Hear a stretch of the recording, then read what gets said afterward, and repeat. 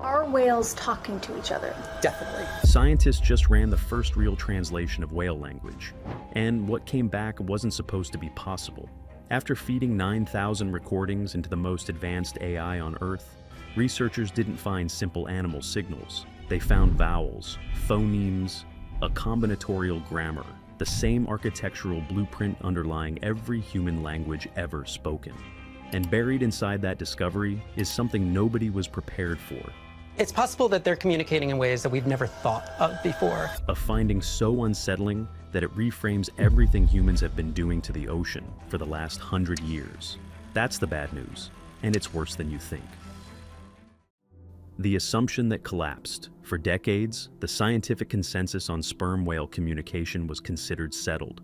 Researchers believe sperm whales used roughly 21 distinct click patterns called codas, each one carrying a fixed, simple meaning: a warning, a direction, a contact call. Scientists treated whale communication like a traffic light, a handful of states, a fixed set of meanings, and nothing approaching real complexity. That assumption wasn't just wrong, it was one of the most spectacular miscalculations in the history of modern biology. Goldwasser had spent her career cracking actual encrypted communication systems, the kind governments use to hide state secrets. When she stopped outside Gruber's door at Harvard's Radcliffe Institute and heard those clicks, her instinct wasn't casual curiosity, it was professional pattern recognition. To an expert in hidden structure, those whale clicks were not noise. They were a code that had never been run through a decoder. The 4 words she said to Gruber were, "Have you tried machine learning?" He hadn't. Nobody had. That conversation led to a third researcher, AI specialist Michael Bronstein, who explained that the same deep learning algorithms powering large language models like ChatGPT could, in theory, be applied to animal communication, as long as researchers could gather enough training data. The question was whether anyone had the will, the resources, and the time to try. What followed would take 5 years, millions of dollars, and a level of scientific ambition the field had never seen. And it would end with a finding that nobody in that room was fully prepared for when it came back. Building the machine. In 2020, that question became Project Ceti, the Cetacean Translation Initiative, funded by the TED Audacious Project, with partnerships from MIT, Harvard, UC Berkeley, and 15 other institutions.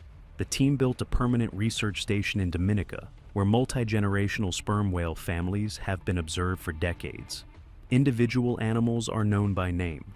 Social hierarchies have been mapped through years of patient surface observation. The island sits in a stretch of Caribbean water that sperm whale clans return to reliably, year after year. The team then went further than any previous whale study in history. Hydrophone arrays were permanently installed along migration routes. Biologger tags were attached directly to whale skin via suction cup, each carrying 3 synchronized microphones capable of distinguishing individual voices inside a group conversation. GPS logging, depth sensors, accelerometers tracking body movement to within fractions of a degree. The system was engineered to capture not just what the whales said, but who they were saying it to, what they were physically doing at that exact moment, and what was happening in the acoustic environment around them. Every variable that could give meaning to sound was being logged simultaneously, not just to hear the language, to build the contextual record that might eventually allow it to be understood. 9,000 recordings went into the AI. The same class of deep learning that powers the most advanced language models on Earth was turned on a species that had been clicking in the dark for 30 million years. If you've made it this far and you're not subscribed, do it now. Because what the machine returned is the thing this entire video has been building toward, and you'll want to be here when it surfaces. What the AI found. The AI didn't find 21 codas. It found 156, but the number was almost beside the point. What mattered was what was inside them. Each coda has internal structure, tempo variations, rhythm shifts, ornamentation clicks layered in recurring patterns. Those elements aren't decorative, they're functional. They work the way phonemes work in human language, modular units combined according to rules to generate meaning that no single unit carries alone. The whales were not transmitting 156 preset messages like a fixed menu. They were constructing communication dynamically from a modular phonetic system, the same fundamental architecture that underlies every human language ever documented on Earth. One analogy makes this concrete. English builds millions of words from 44 basic sounds. Remove one of those sounds and thousands of words vanish. Add a rule about how two sounds combine and new words become possible. Sperm whales appear to operate on exactly the same principle, a finite acoustic inventory producing a generative system with effectively unlimited expressive range. The building blocks are clicks. The grammar is real. Dr. Daniela Roos from MIT described the findings plainly. The results show far more complexity here than anyone previously believed. Let me talk about the extra click because I still remember the meeting when we talked about that, and we were all so excited and started wondering, is it like a full stop at the end of a sentence? Challenging the current state of the art on what we thought was possible in the animal world. That is the most understated sentence in modern science, because nothing about what the AI found was a small adjustment to existing knowledge. It was a structural demolition of the assumption that nothing in the animal kingdom had independently evolved anything resembling the architecture of human language. Except something had. And it had been doing it in the dark, a mile underwater, for 30 million years. But that wasn't the finding that stopped the room. For that, a linguist at UC Berkeley had to sit down with the recordings, and what he was about to see would shake the foundations of his entire field. The finding that stopped the room. Gaspar Bacus studies the acoustic architecture of human language. He knows the phonetic building blocks of speech the way a musician knows intervals. Not as abstraction, but as physical fact. As shapes of frequency he has spent years learning to read. He has mapped the vowel systems of dozens of human languages. He knows what a vowel looks like when it appears on a spectrogram. He knows the precise formant frequencies that distinguish an A from an E from a diphthong. When Project Ceti's recordings landed on his desk at UC Berkeley, he was not expecting a discovery. He was expecting to map coda sequences, run his analysis, and confirm what the AI had already shown: structure, complexity, combinatorial grammar. Nothing that would require him to rewrite his assumptions about what language was. He pulled up the acoustic spectrogram. He ran his standard phonetic analysis. And then he saw it. The whales were producing vowel sounds, specifically the A vowel, the A in father, the E vowel, the E in C, and diphthongs. Those gliding double vowel combinations like the OI in boy. Stop. Read that again. The defining acoustic features of human spoken language had independently evolved in a creature living in complete darkness under thousands of pounds of water pressure. Not similar sounds, not analogous sounds. Vowels, precise, controlled modulations of frequency that require specialized vocal anatomy, specific musculature, and the neural capacity to produce them with intention. Bacus described the finding directly. In the past, researchers thought of whale communication as a kind of Morse code, but this paper shows their calls are more like very, very slow vowels, suggesting a complexity that approaches human language. AZZ's complexity that approaches human language. From a species with no shared ancestor with humans for hundreds of millions of years, developing its communication system in a completely different sensory world, arriving at vowels anyway. That is convergent evolution. Two entirely separate lineages, separated by hundreds of millions of years of independent evolutionary history, arriving at the same complex solution through entirely different routes.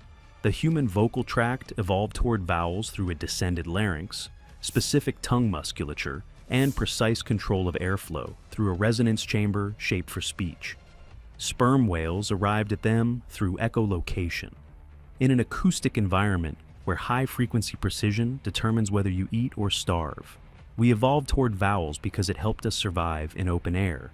They evolved toward vowels because it helped them survive in open ocean. Two completely different worlds, two completely different bodies, the same architecture. And when convergent evolution produces something as specific as vowels, the only scientific conclusion that holds is this: vowel-based communication is not an accident of human anatomy. It is a feature of intelligence itself. We thought language was ours, not borrowed from nature, not shared with cousins on the evolutionary tree. ours alone, the crown achievement of our specific lineage. The sperm whale vowel data does not challenge that belief. It removes the ground it was standing on, and somewhere in the Caribbean, in water too deep for sunlight to reach, a 70-year-old whale who was born before sonar existed has been using that system every day of her life. We are only now learning it exists. A conversation, a mile down. She doesn't have a name in this script, but she is real. The matriarch of one of the Dominica whale families that Project Ceti has been observing for years. Her lineage documented, her family relationships mapped, her voice logged. Across decades of recordings, she is the oldest living member of her group. She has watched calves born and raised and grown into adults who now have calves of their own. She communicates every day. Shane Garrow has spent 13 years alongside sperm whale families in Dominica. He describes watching these interactions unfold from the surface.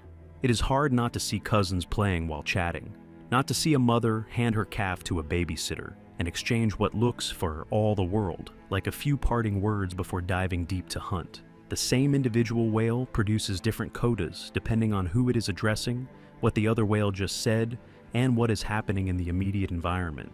That is not a signal system with fixed inputs and fixed outputs. That is pragmatic language use. The ability to deploy communication responsively in real time, adjusted to a shifting social situation. The same flexibility humans show when they speak differently to a child, if then to a colleague, or soften a message depending on who is listening. The exchanges last up to an hour. Multiple whales overlap, respond, build on each other's contributions. There is measurable conversational timing, rhythm, turn-taking, that occasionally breaks down when two whales click simultaneously, which Jarrow notes appears to be socially acceptable in sperm whale culture, the way interrupting can be among close family. Consider what that requires from a brain. To produce the right coda for the right whale in the right moment demands not just memory and acoustic control, it requires theory of mind, an awareness that the other individual holds a perspective different from your own, and that what you say should be calibrated to reach them specifically. That capacity was once considered uniquely human. Researchers studying sperm whales are no longer certain that framing holds. The brains sustaining those conversations are the largest of any animal on Earth, 6 times the mass of a human brain. Sperm whales live in matrilineal families with multi-generational social structures, cultural traditions transmitted from grandmother to mother to calf across centuries, and coordinated deep water hunting strategies executed in pitch darkness across hundreds of meters of open ocean, behaviors that require real-time, multi-party information exchange to work at all. The matriarch coordinates it. She has been coordinating it, communicating it, transmitting it for 70 years, in a language we couldn't read, until now. Structure is not meaning yet. Here is where the script has to be precise, because the gap between what is known and what is not known is exactly where the bad news lives. The AI has mapped the grammar. It has not translated a single word, not one. The phonetic inventory has been identified. The combinatorial rules have been modeled. The vowels have been cataloged. Individual whales have been profiled by their acoustic signatures. Conversational patterns between family members have been documented across years of recording. All of that is real, verified, and peer-reviewed. And none of it tells researchers what any specific coda sequence means. What the difference in content is between a rising tempo pattern and a falling one. What a matriarch says to her whole group versus what a mother says only to her calf. Nobody knows yet. Meaning requires correlation. A data set deep enough that patterns emerge between specific vocalizations and specific observable behaviors. Next-generation biologger tags are now logging audio from 3 synchronized microphones alongside depth, GPS coordinates, body orientation, and the acoustic output of every nearby whale simultaneously, feeding into a behavioral archive cross-referenced against decades of observational records. Project Ceti has committed to making this data openly available to the global scientific community. Every discipline is invited in.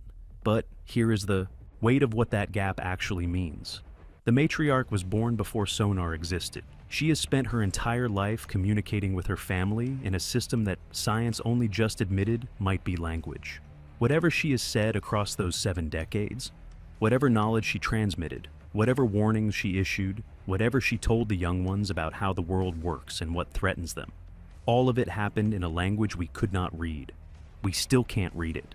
We have only just found the alphabet, and the world she has been describing in that language has been getting louder and louder and louder. She can hear it. She has always been able to hear it. And now comes the bad news. What changes? If they're right, in the 1960s, researchers Roger Payne and Scott McVeigh proved humpback whales sing complex, evolving songs. Before that, most people thought of whales as large, commercially valuable marine animals, ecologically present but not cognitively significant. That single finding changed the public's entire mental model of what a whale was. It sparked the Save the Whales movement, led to the Marine Mammal Protection Act, and pulled multiple species back from the edge of extinction. One discovery about whale intelligence rewrote international conservation law, proving sperm whales have language, not songs, not signals, but a compositional linguistic system with vowels, phonemes, and grammar. Doesn't update that precedent. It detonates it. Jero explains why the framing matters. When people can talk about how important whale grandmothers are to their families, or the importance of being a good neighbor in a whale community, that resonates in ways abstract conservation arguments never can. People protect what they relate to. Language creates relation, and if the public comes to understand that sperm whales are not just intelligent animals, but communicating ones, You're dealing with an incredibly complex Morse code click type with infinite amount of possibilities. So it's possible they're having elaborate, dramatic even, conversations. It's possible that they're communicating in ways that we've never thought of before. beings that tell each other things, remember things, pass, knowledge down through generations the way human cultures do, then every whale becomes not a marine statistic, but a speaking member of a community. Here is the bad news, not the theoretical bad news, the operational bad news happening right now in every ocean basin on Earth, every single day. Commercial whaling killed hundreds of thousands of sperm whales in the 20th century. Ship strikes kill dozens every year. And underwater noise pollution from industrial shipping and military sonar is broadcasting interference, continuously, permanently, into the acoustic space where an entire civilization holds every conversation it has ever had, every family exchange, every transmission of cultural knowledge, every word a matriarch has ever spoken to the family she has spent 70 years building. The noise doesn't stop. It doesn't sleep. Cargo shipping runs 24 hours a day, 365 days a year, through the exact migration corridors and feeding. Grounds where sperm whale families have communicated for millennia. Military sonar exercises are conducted in the same waters. Seismic surveys pulse acoustic energy through the deep ocean at volumes that temporarily deafen the animals that live there. The interference in the acoustic environment that sperm whales rely on for communication, for navigation, for cultural transmission has been growing continuously for over a century and shows no sign of reversing. If that community speaks a language, and the evidence now says it does, then the noise is not environmental damage. It is the ongoing, systematic erasure of a speaking civilization, sentence by sentence, year by year, in every ocean basin on Earth simultaneously. That is the bad news the title promised. That is what makes this finding matter beyond the science. Legal scholars are already asking what follows. If sperm whales use language to maintain relationships, transmit cultural knowledge, and discuss the world they inhabit, do they qualify for legal personhood? Do they have rights the law has never been forced to confront?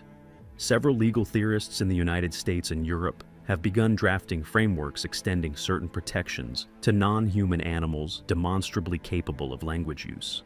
Those frameworks were largely theoretical before this research. They are becoming less theoretical every month. The science is moving faster than the law is built to handle. The question nobody is ready for. The AI is still running. The data keeps arriving. The day is coming when a researcher sits at a screen and sees not just structure, but words. Not just grammar, but meaning. Not just a phonetic system, but a sentence. The first sentence any human being has ever read in a language 30 million years older than our own. And somewhere in the Caribbean, in water too deep for sunlight, the matriarch is still talking.